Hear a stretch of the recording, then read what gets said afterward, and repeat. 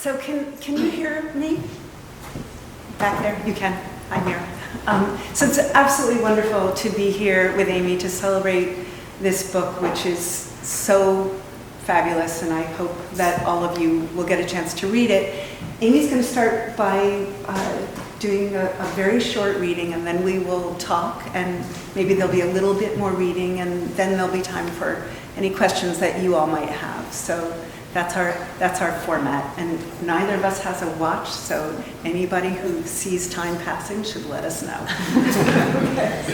So before I start, I just want to thank Catherine and Marianne and Canio. They've just supported me throughout this process, and thank you for hosting me as well as the church. So nice that they've opened it up to us, and Susan Merrell has been so generous to me in so many ways, and thank you, and if you haven't read Shirley, you're totally in for a treat, so, and then you can see the movie. So my book really is about my recovery from an accident. I was crossing the street in Newtown Lane. I was in a pedestrian crosswalk, and close to your mouth. I was mowed down by a pickup truck and dragged, mowed down, and dragged, and here, I'll get it from this. Yeah, okay. So I mowed down by a pickup truck and so forth. So in the process of the recovery, yes. Sorry about this. I can't. Just very close to the mouth. Okay. I should know from that community activism. In any event, so I mowed down in the crosswalk, and in the process of recovering from that accident, I find myself actually addressing and healing from a trauma that was buried much deeper. When I was 4 and a half, my father climbed out of his hotel window onto the ledge and threatened to jump. And at the time I was 4 and a half, my mother was an active alcoholic at home with 4 children. And I didn't find out about this until I was 16. And I thought I'd just read the first 2 paragraphs of the prologue to give you, sort of set this scene. Prologue. On a cold November morning in 1957, as Yale students crossed the green to their first classes, hotel employees cleaned up breakfast dishes, and 3 priests went out for a walk. My father, pajama-clad and barefoot, climbed out on the ledge of his hotel window and threatened to jump. Some 50 feet below, the fire truck arrived. 3 firemen cranked the extension ladder to the floor below him, while others tried to gauge a jump's trajectory and position his circular net. Those in the growing crowd craned their necks to take in every moment of the unfolding drama. Soon hundreds of people were staring up at him. My mother, at home in Bronxville, New York, had awakened with an uneasy feeling, a low rumbling in her head perhaps. She called my father's hotel room. When he didn't answer, she might have pictured him standing on the front porch of her house again, a fresh blood stain on the front of his shirt. The injury had been superficial, from a penknife it turned out, but having been self-inflicted, it was hard to forget. It's possible she thought about pouring a scotch, but maybe the effect of last night's half bottle, or the memory of my father's confident smile as he boarded the train to New Haven that morning, reassured her.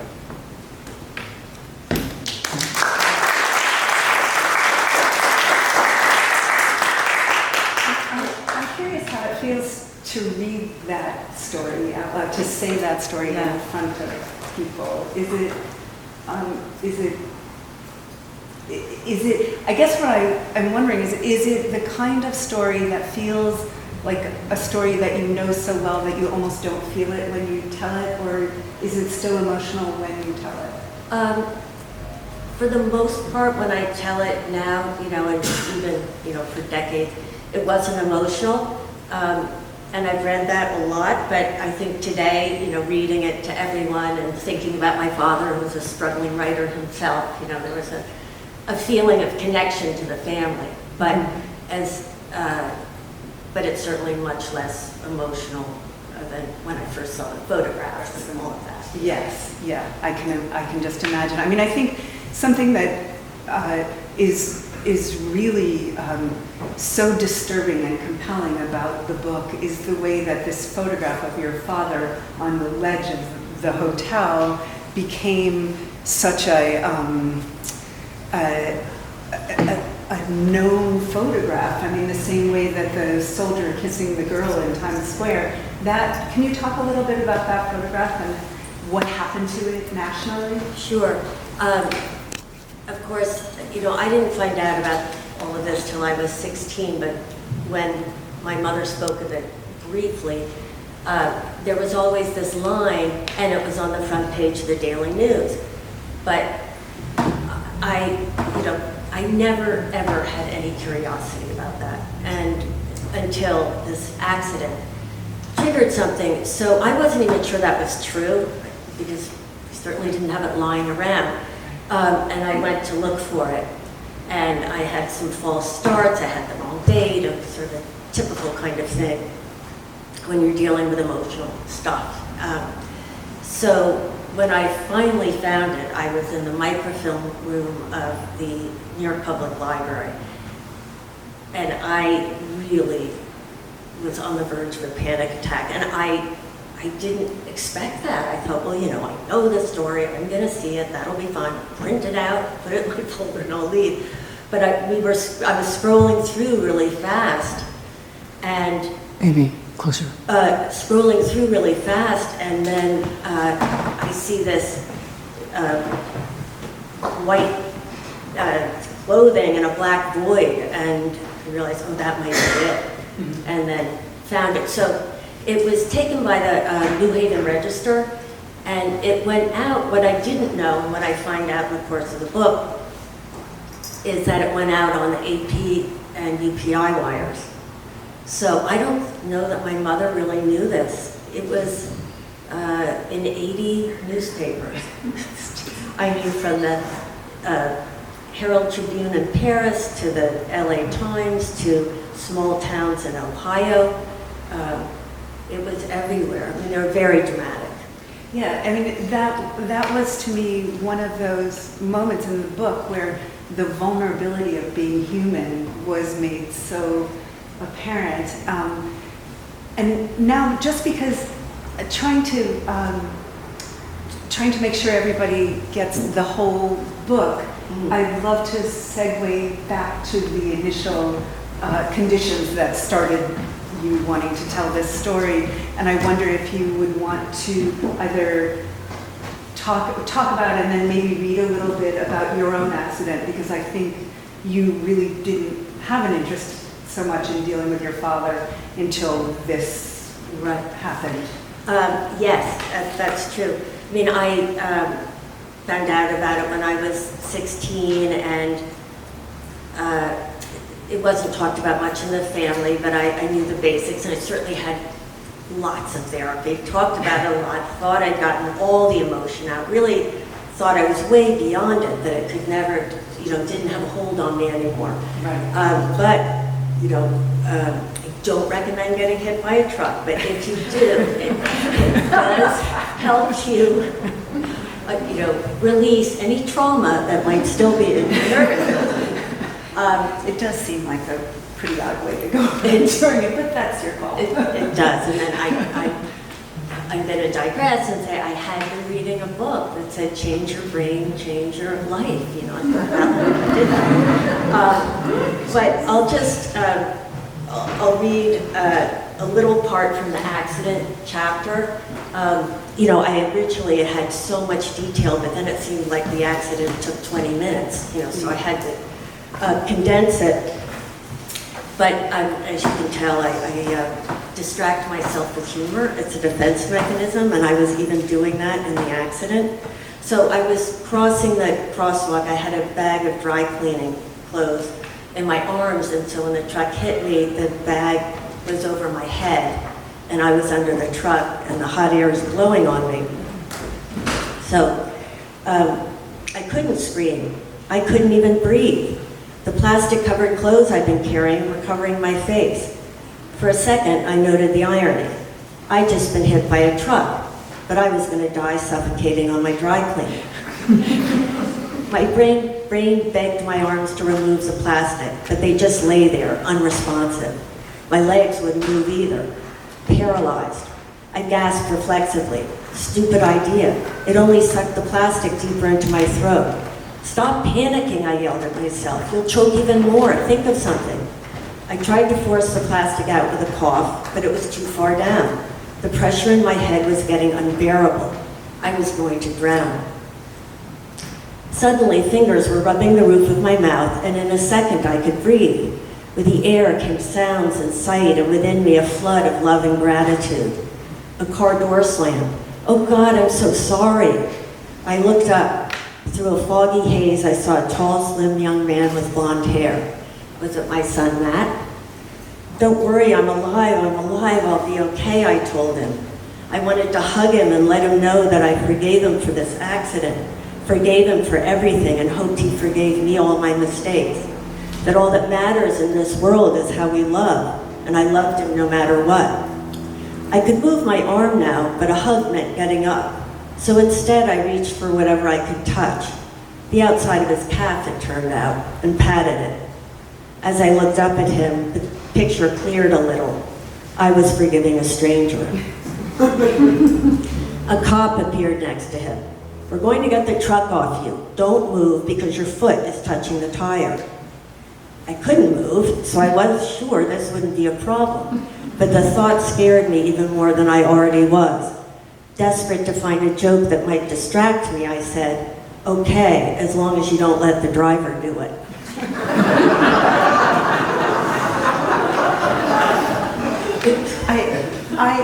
I don't know. As a person who panics whenever anything goes wrong, I am so astounded by the detail there and what you recall and how you behaved in that moment and the strength which was evidenced there. And I wonder if in that moment you knew that you were being heroic.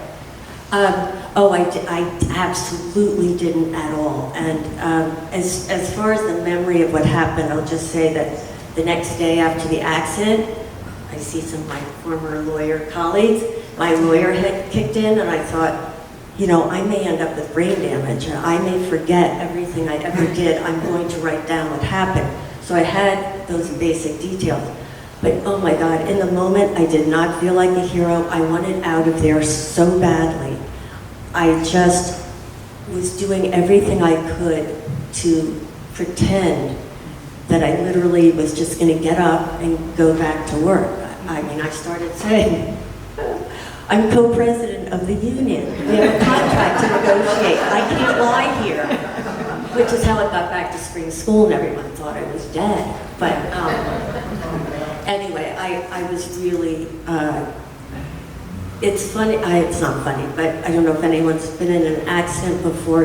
You know if your head crashes on the pavement that you're in terrible pain. But I couldn't feel it. It felt like what I thought it might feel like. So I think it's that shock. That you were just dissociated. Yes, that's the word. I was really trying to dissociate through humor, through every way. I didn't want to hear what they were saying because I thought they were using all these big terms and I was waiting for, brain damage. Right. So something, because we will get to the idea that that writing was really a huge part of your healing process. But something that occurred to me today when I was thinking about the book and you is that you started your career in law, but in a public, taking care of other people, a sort of large swath of the population, and then you went from there to school where you're taking care of a slightly smaller population, and then this act of this book, there's only one population that you're healing, and I wonder whether part of the healing process was about going from turning outward to turning inward, that maybe the lesson of the book that you were reading right before you were hit was really turn around and take care of you, and that was maybe not something you were cleanly doing until that moment. related to that, I would say that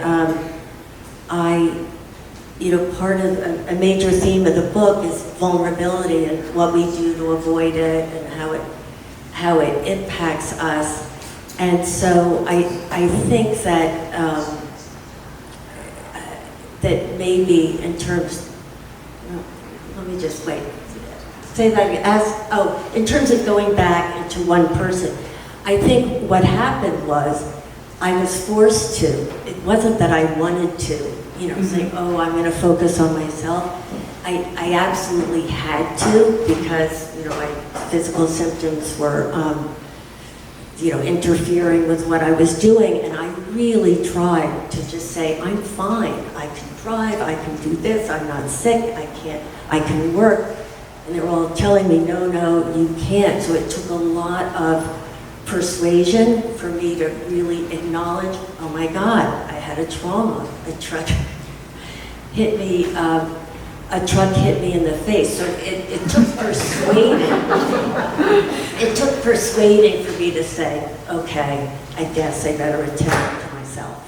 Yeah, and if you think about the story that the book tells, going from being 4.5 to being 57 and on, that the book is really telling a story of not taking care of yourself, and constantly being in therapeutic situations, but it wasn't really until there was something physical that you could take care of what was psychological. Is that true? Well, yes, and I totally recommend psychotherapy. It's big help for me, but what the difference was for me in terms of my recovery from this accident was that it involved, I went to an acupuncturist just because my shoulder was in a terrible spasm and my regular doctor wasn't available, so it's just by chance.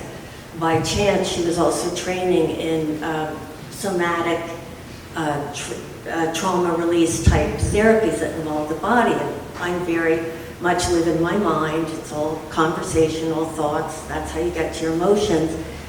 But in seeing her, what I end up doing is coming to the understanding and having the experience that trauma gets trapped in your nervous system and it doesn't go anywhere until it's released. And human beings are not great about, releasing trauma naturally. So it was through these, and perhaps I don't think I could have gotten through it through talking.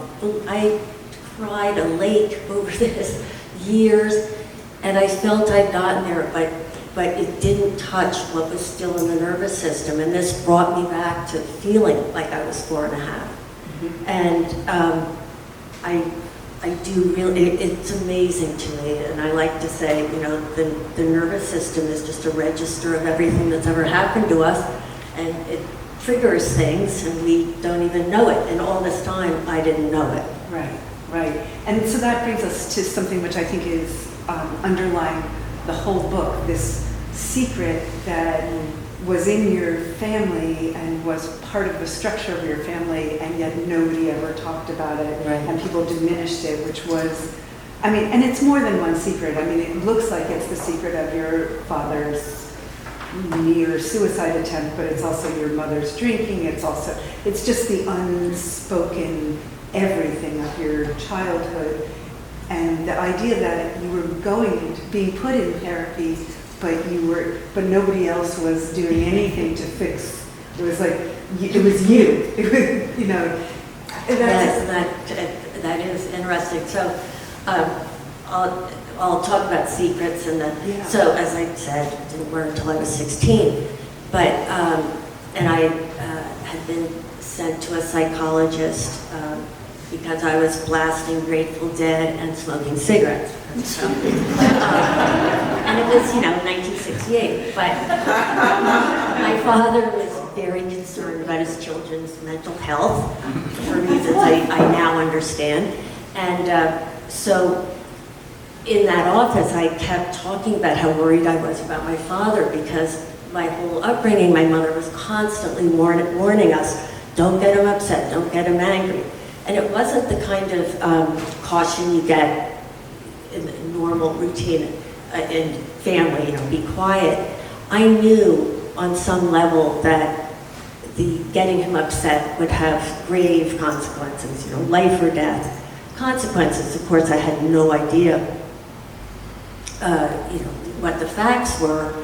And so, as a parent, we like to protect our children from any kind of harm, psychological, any kind of fear and anxiety and worry. But I think we open kids up to just another form of that harm because kids know what's going on some level, they intuit it, and then they think they're responsible or that they have the power to somehow take care of it, to cure it, and that's a lot of pressure on a child, and it creates a lot of hypervigilance. And maybe I'll just read those. Yes, please. The final two paragraphs of the prologue talk about the impact of the ledge on me. I was 4.5 years old at the time, and all I knew for sure was what I could see. A father who sat behind a brown desk in my parents' bedroom, a mother who paused only to light a cigarette as she flashed by, a wrinkly-faced maid who yelled at us, a skinny black dog named Skeeter who ran away when I raised my arms, and an older sister who read me a book sometimes. I also had 2 younger brothers, but I hardly perceived them as separate from me. We were so close in age, we were like an amoeba whose edges could bulge out in 3 directions at once. But it must have been soon after my father climbed onto the ledge when I began to sense something else coexisting in our house. If I'd known the word at 4.5, it might have been trapdoor. I was certain that at any time, and without warning, the floor could snap open, swallow one of us, and slam shut in a nanosecond. A trapdoor was invisible, of course, but I patrolled the house nonetheless, searching for warning signs, a retreat in my father's eyes, or a loosening in my mother's white-knuckled grip. In my family, loving or being loved was secondary. First, we had to avoid the trapdoors. And by the time I was 16 and was finally told the truth about what had happened in '57, I had been on high alert for 12 years, the pattern so deeply ingrained that it would take another 40 years to understand and undo it. Good.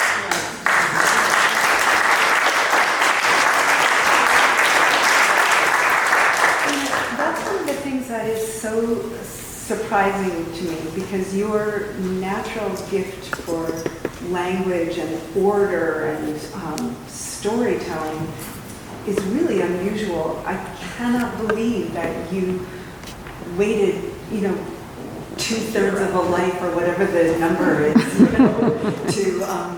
to put pen to paper or computer to internet, because the gift that you have is really extraordinary. And I wonder if you can talk at all about how writing helped in the healing process, and maybe a little bit about, did you ever want to write as a younger person and not do it, and what part of the trauma of your childhood that comes from? Sure, and thank you for those kind words. I can't tell you. Ed, we're going to get a clip of that. I didn't think I was going to share this, but I did write a novel when I was about 8. And, it was about 20 pages. I do remember the smell of bacon and all of that every day going to school, and I showed it to my father. I was so proud of myself. He goes, Aim, something's got to happen. So I was crushed, but I tried again in college, but I was always kind of just blocked. I call it in here the Turner sludge. It was emotional, I couldn't do it. I just hit a wall. Part of that, I'm sure, was my father wasn't much of an example. He was a struggling writer his whole life, and it was really fraught for him. So I didn't have a picture of how you could be a writer and also be happy. Maybe I'll just read that moment about my father. Thank you. So this is This is my father. For years, my father wrote at his heavy mahogany desk, installed in the bedroom he shared with my mother at 35 Valley, with the soft #1 pencils he sharpened with a penknife. I could always trace his whereabouts or the progress of his writing by examining the yellow-tinned shavings. The trail would tell you where he'd been. The volume would tell you the amount he'd written. The larger the pile, the fewer words drafted. Instead of writing, he'd been whittling the lead, engaged in a losing battle with his persistent writer's block. Eventually, the pile of pencil-lead dust under his desk began to resemble a city built by industrious ants. And whether due to the strain between my parents or my father's wishful thinking about the creative influence of a new location, he moved his work to a room located just off their bedroom. Soon suffering from writer's block again, he escaped by moving his work downstairs. That would be in my mother's territory, so it would be up to her whether to allow him to move his boxes of papers and towers of yellow legal pads filled with pages on which very few words survived his crossouts, slashes that resembled flesh wounds more than pencil marks. So that feels sort of like what it's in the process. Kind of.